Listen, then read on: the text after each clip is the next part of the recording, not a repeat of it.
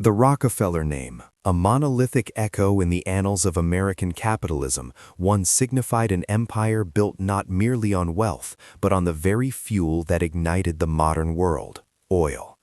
This is the story of that empire, not at its dizzying zenith, but in its twilight, tracing the tragic, almost operatic decline from an unchallenged monopoly to a sprawling, fractured legacy beset by internal strife and the unforgiving hand of history. We begin not with the patriarch, John D. Rockefeller, the shrewd, austere architect of Standard Oil, but with the edifice he bequeathed, a corporate and familial structure so immense it seemed immune to collapse. Yet even the hardest steel fatigues, and the seeds of the family's decline were sown in the very ground of their staggering success. The colossal Standard Oil Trust, a marvel of vertical and horizontal integration that controlled 90% of America's oil refining capacity by the 1880s, was also a brazen challenge to the democratic ideals of market competition. The popular outcry against this octopus of commerce was not just economic, it was deeply moral and political, viewing the Rockefeller fortune as a corrosive force threatening the fabric of the republic. This initial public resentment, which eventually fueled the landmark 1911 Supreme Court dissolution of the trust, marked the first profound fracturing of the monolithic power. It was a structural collapse that reshaped the American economy into the mosaic of companies we know today, Exxon, Mobil, Chevron, and others. But for the family itself, it was the first tragic lesson. The center cannot hold when the scale of ambition exceeds the tolerance of the system. The legal dismantling of Standard Oil merely scattered the financial seeds, yet the subsequent generations, inheriting wealth beyond comprehension, found themselves burdened by the patriarch's shadow, struggling to translate immense capital into enduring, cohesive power. The transition from the focused, singular drive of John D. to the diversified, sometimes competing philanthropic and political interests of his descendants, particularly the 5 sons of John D. Jr., marked the beginning of a subtle internal decay, a gradual dilution of the core purpose that had forged the empire. The very name Rockefeller, once a synonym for absolute control, would eventually become synonymous with a protracted, painful disentanglement from the very industry that had made them immortal. The dissolution of the trust, while seemingly a crippling blow to the monopoly, in fact initially yielded an astronomical increase in the family's liquid wealth as the value of the component companies soared. However, this shift from an industrial enterprise managed by a single, focused mind to a dizzying array of paper assets managed by committees and trusts initiated a fundamental change in the family's relationship with its fortune. The second generation, led by John D. Rockefeller Jr., consciously sought to mitigate the public's perception of their tainted money through unprecedented philanthropy, building institutions like Rockefeller Center and driving forward crucial medical research, an attempt to cleanse the name by spending its immense capital on public good. Yet even as they built cathedrals of commerce and monuments to science, the core business, the management of the underlying oil shares and the legacy property, began to suffer from a slow managerial drift. The real tragedy unfolded not in the public sphere, but within the secretive, carefully constructed trusts designed to shelter the wealth from taxers and internal disputes. These complex legal instruments, initially protective, became sources of intense friction as the succeeding generations, further removed from the grueling work of empire building, developed diverging philosophies about how to deploy the money and, crucially, how to live. The sheer volume of assets made consensus impossible, and the sprawling nature of the family meant that managing the money became a full-time, professionalized bureaucracy, Room 5600, which, while meticulous, ultimately replaced the founder's entrepreneurial drive with risk-averse custodianship. This transition from capitalist titans to professional philanthropists and inheritors was fraught with unspoken tension.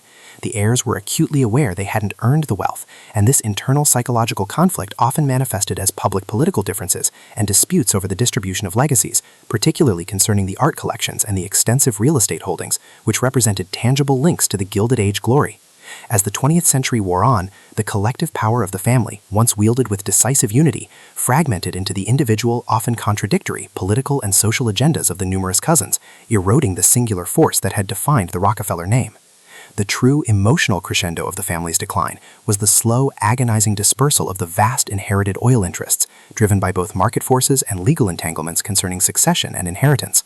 While the initial distribution in 1911 established the foundations of the major oil companies, the subsequent decades saw the younger generations steadily liquidate their shareholdings, driven by the desire for diversification, increasing philanthropic demands, and critically, the pressure of estate taxes. This progressive cashing out meant the family lost its controlling grip and eventually its significant stake in the industry that had been its birthright. A parallel narrative of tragedy emerged in the disputes over wills and trusts, particularly after the deaths of key figures in the mid to late 20th century. The complex, overlapping nature of the wealth vehicles created an administrative nightmare, leading to protracted, costly legal battles among cousins concerning the interpretation of bequests, the valuation of non-public assets, and the equitable distribution of irreplaceable collections, such as Nelson Rockefeller's extensive art collection, which was tied up in complex tax and trust arrangements. These inheritance disputes, often waged with the utmost privacy but enormous financial consequence, underscored the fundamental difficulty of sustaining a dynasty when the foundational industry no longer provides a centralized focus or singular purpose. The legacy of John D. was not just the oil empire, but the expectation of monumental, sustained success, an expectation that crushed some of his descendants and alienated others. They were forced to navigate a modern world that was increasingly hostile to monolithic wealth, unable to replicate the singular, ruthless focus of the founder, and often found themselves spending more time managing the dissolution of the empire than expanding it. The final, poignant irony lay in the family's later embrace of environmentalism, particularly with the involvement of David Rockefeller's branch, leading them to advocate against the very fossil fuels that were the source of their monumental fortune, a final, symbolic rejection of the industry that had both built and ultimately broken them. The internal monopoly scandals, though overshadowed by the 1911 dissolution, continued to plague the family's reputation and financial instruments for decades, manifesting in whispers of unethical dealings in the succession companies and in the contentious management of their vast property portfolios. The most damaging of these late-stage controversies centered not on oil production, but on the perceived conflict of interest within the family's influential political and financial circles. As major shareholders and powerful political donors, particularly Nelson Rockefeller, who served as governor of New York and vice president of the United States, the family often faced accusations that their political influence was deployed to protect their remaining financial interests, blurring the lines between public service and private gain. The collapse of the Rockefeller oil dominance was therefore not merely a corporate restructuring, it was a societal reckoning with the family's immense, often unseen power. Furthermore, the final tragedy of their financial control lay in the inevitable systematic failure of the family to maintain a unified, overarching vision across generations. John D's vision was singular: control the oil flow. The vision of his successors was diffuse: philanthropy, politics, art collection, environmentalism, and international diplomacy. The very entities created to centralize their influence, such as the Rockefeller Brothers Fund and the various family offices established within the Rockefeller Center, often became forums for disagreement rather than coordination. The inherent tension between the founders' ethos of relentless capital accumulation and the heirs' desire for moral redemption through distribution created a paradox that could never be resolved. As the 21st century dawned, the family name remained iconic, but its direct financial control over the energy sector had dwindled to a shadow of its former self, leaving behind a legacy defined more by its massive, enduring philanthropic institutions than by the oil fields and pipelines that had originally funded them. The empire had not been conquered by external enemies, but dissolved from within, a slow, generational atrophy fueled by the very complexity of its inherited structure. The final, deeply resonant chord in the tragedy of the Rockefeller family's oil empire lies in the profound, often disputed inheritances, not just of money, but of values and public roles. As the wealth was systematically dispersed among scores of descendants, the family's control over its own narrative diminished. The immense holdings that once represented absolute economic power were transformed into hundreds of personal fortunes, each subject to individual investment choices and lifestyle whims, leading to a complete lack of centralized financial strategy.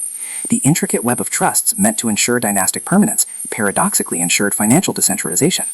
This financial scattering led to the disputes: who had the right to control the philanthropic institutions that bore the name? Who held the moral authority to speak on behalf of the family's legacy? These were questions that legal documents could not fully resolve, leading to decades of quiet friction among the cousins. Furthermore, the oil empire's collapse served as a stark historical warning about the limits of private wealth in a democratic capitalistic society. John D. Rockefeller sought to create something immutable, a financial fortress that would last for centuries. Yet the very mechanisms he employed, the ruthless acquisition of monopoly power and the creation of opaque, legally complex holding structures, ultimately triggered the state and public reaction that forced its dismantling. The tragedy is cyclical. The ambition that built the empire contained the exact elements that ensured its eventual generational erosion. The enduring legacy is therefore not the oil wealth, which has now been diluted across 4 or 5 generations, but the institutions, the University of Chicago, the Rockefeller Foundation, the Museum of Modern Art, that stand as tangible proof that a portion of the vast, once monopolistic fortune was successfully converted into instruments of public benefit, a final, conscious effort to buy redemption from the relentless judgment of history.